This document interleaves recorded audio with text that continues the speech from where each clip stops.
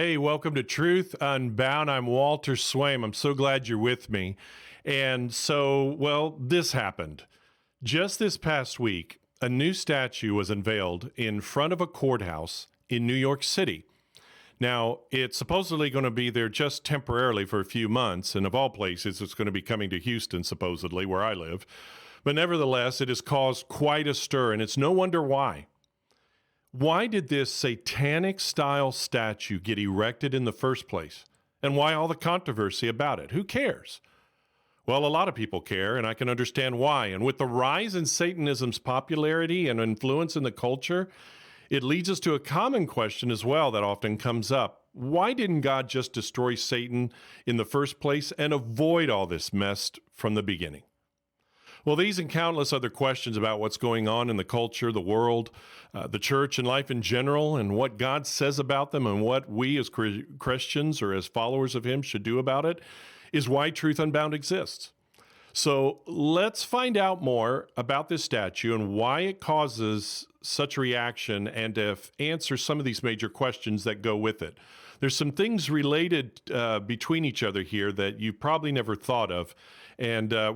It's about to get real interesting. So let's get to it right now.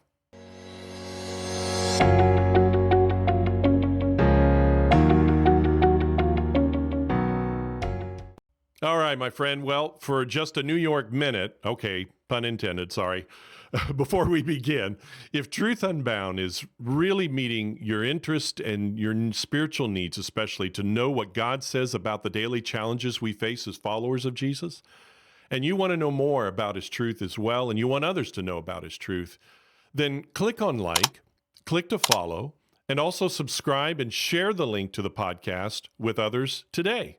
All right, now back to the Satan statue and the big question for today. Okay, then, so this satanic-esque symbol was designed and made by and commissioned to be made by Pakistani-born artist Shazia Sikander. And she says it's a symbol of the fierce female resistance there needs to be against the misogynistic court system, supposedly taking away women's rights to abort their babies across the country. This is a not-so-subtle allusion, of course, to the Supreme Court's recent decision, especially overturning Roe v. Wade.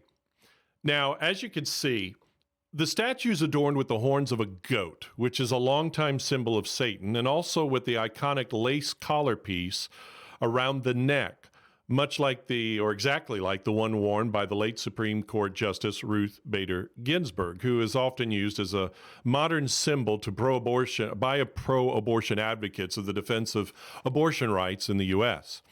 Now, this symbolism with Ginsburg is also very intentional, as stated by the statue maker, Sikander, herself. Now, what's ironic about this part of the statue and the pro-abortion group called Ruth Sent Us that talks about this is that Ginsburg really didn't like Roe v. Wade, not on its moral merits, but based on its shaky legal basis. Oh, well, we'll take what we can get. Now, the tie-in of this statue with Satan himself, or Satanism at least itself, is how it resembles closely this statue in this pic, which is Baphomet, a long-used symbol of the so-called the Satanic Temple Church, which interestingly enough has inserted itself in recent years more boldly and brashly in the political arena by actively and openly siding with abortion rights laws in several states, as well as voicing its opposition to prayer and Christian-themed imagery in public places. And in fact, they have matched the Child Evangelism Fellowship's Good News Club. I am involved in one myself at a local elementary school, a ministry of my church. And so they've created their own Satan clubs for after-school enjoyment voluntarily by parents for their children. Interesting, huh? Anyway, their reasoning, the Satanic Temple Church's reasoning for backing laws permitting abortion has not been so much abortion rights themselves, but for the good of their own religious right to perform their abortion ritual. Now imagine our culture getting so bad morally and spiritually, call it a fringe group or no, that killing a baby in the womb is defended as a right to perform a ritual, a religious ritual, affirming it. Unbelievable. Now, there's also a link between the symbolism of this statue to Satanism and the killing of babies. Now, it's not crazy, okay? It's not an outlandish accusation. And here's the reason why. You need to know the biblical history behind this. In the Old Testament, we are told of and this is confirmed by archaeology, we are told of the horrific religious rituals of the Canaanites, Moabites, and others, and then Israel defiling itself by doing the same, that they would worship these Baal gods with immoral sexual rituals, both human with human and human with animals. Yeah. And then even worse, with the sacrifice of babies and children on the altar of a Baal-type god called Molech. Now compare the images here, as we're showing you, of what the gods of Baal and Molech looked like with the statue in downtown New York and the Baphomet statue of the Satanist church. Interesting, huh? Now, from the article of the Christian website that the world may know, which I highly suggest, here's a description of Baal. Baal is portrayed as a man with the head and horns of a bull, an image similar to that in biblical accounts. His right hand, sometimes both hands, is raised, and he holds a lightning bolt, signifying both destruction and fertility. Baal has also been portrayed seated on a throne, possibly as the king or lord of the gods. Now, this Baal-type god called Molech included the murder of babies by sacrificing them to Molech. Now, according to Got Questions, it says this, quote, "It is believed that idols of Moloch were giant metal statues of a man with a bull's head. Each image had a hole in the abdomen and possibly outstretched forearms that made a kind of ramp to the hole. A fire was lit in or around the statue. Babies were placed in the statue's arms or in the hole. When a couple sacrificed their firstborn, they believed that Molech would ensure financial prosperity for the family and future children." End quote. So now, when Israel started to mimic the same hideous practices, God's anger was hot and dealt out this punishment for those who did it. Look in Leviticus chapter 20, verses 1 through 5. "Then the Lord spoke to Moses, saying, Again you shall say to the children of Israel, Whoever of the children of Israel, or of the strangers who dwell in Israel, who gives any of his descendants to Molech, he shall surely be put to death. The people of the land shall stone him with stones. I will set my face against that man, and will cut him off from his people, because he has given some of his descendants to Molech to defile my sanctuary and profane my holy name. And if the people of the land should in any way hide their eyes from the man, when he gives some of his descendants to Molech, and they do not kill him, then I will set my face against that man and against his family, and I will cut him off from his people, and all who prostitute themselves with him to commit harlotry with Molech." So you're starting to get the picture here, the connection. In the end, from a biblical standpoint, we can see the not-so-hidden connections to the satanic imagery of this statue in New York, with the ancient statues, with the killing of babies, and the ancient immoral rituals and worship to these false demonic gods.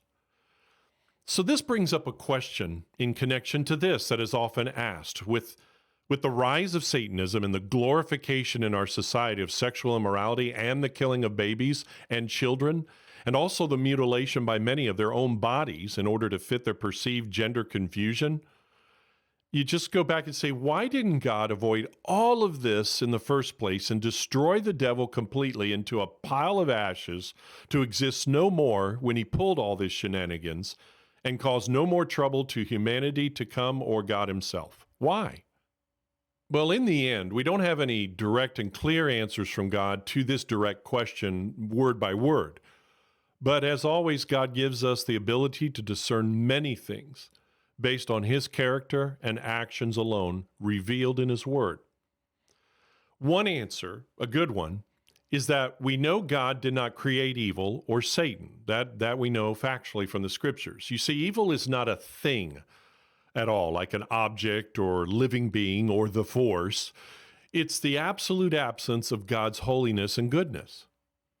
Now, the devil, the original rebel and opposer to God and Lord of the dead and demons, was not created by God, not created by God as the devil. Now, according to Isaiah 14, verses 12 through 15, and Ezekiel 28, 1 through 19, it shows us that God did create a cherub called the day star, or Lucifer, who was originally perfect.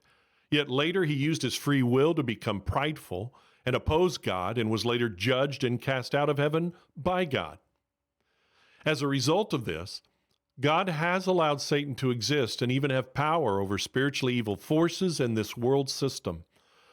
And one day he still won't be fully annihilated, but quarantined forever with all the unbelieving in eternal torment in the lake of fire, according to what it says in Revelation 20 and 21. Some have also pointed out that similar to humans, the devil, originally as an angelic being, was created to be eternal. And God does not change that status for any of his created beings, interestingly enough, if you notice, but rather destines them to eternal judgment due to their rebellion against God, or not, by their love and loyalty to God. Here are some answers to the question, why didn't or doesn't God destroy Satan and once for all? Here's another one. That based upon these and other scriptures detailing his working of his sovereign purposes through everyone and everything regardless, God allowed Satan to introduce the choice to do evil to humanity. He used Satan in his eternal purposes to to tempt, especially Adam and Eve first, in order to give everyone the choice to freely love God or not, to choose against him. That if God had annihilated Satan completely at that first moment of rebellion, then the free will given to the human beings he created would not ever be able to be exercised. It wouldn't come to pass, and thus would not be able to choose God willingly out of love for him. They would serve him out of strict obedience alone, like a robot, and not out of love and loyalty of love. If free will had no way to be exercised, then there's no choice of love toward God, just robotic compliance. And so he used Satan in his purposes to be able to provoke or to allow this choice to be made by man and woman's free will.